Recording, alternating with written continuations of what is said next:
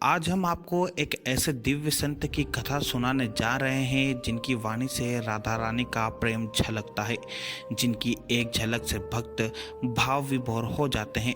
वो है वृंदावन के संत श्री प्रेमानंद जी महाराज। दोस्तों, श्री प्रेमानंद जी महाराज का जन्म भारत के एक साधारण ब्राह्मण परिवार में हुआ।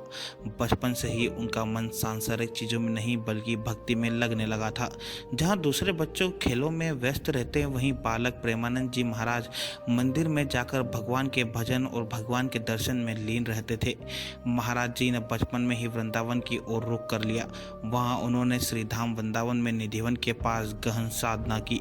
वो घंटों राधा रानी के नाम का जप करते और कभी कभी तो रात भर भजन किया करते थे। धीरे धीरे लोगों ने उनके चेहरे की दिव्यता और वाणी में राधा नाम की महिमा को महसूस किया। कुछ वर्षों तक उन्होंने श्रीमद् भगवत कथा, रामचरितमानस और प्रेम रस कथा का वाचन शुरू किया।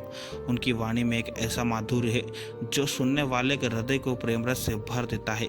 उनकी हर कथा में सिर्फ ज्ञान नहीं होता बल्कि राधा रानी के दिव्य प्रेम की अनुभूति भी होती है।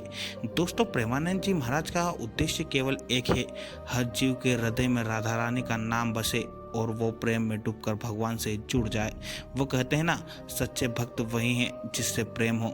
जहाँ राधा रानी की कृपा हो वहाँ सब कुछ स्वतः ही प्राप्त हो जाता है।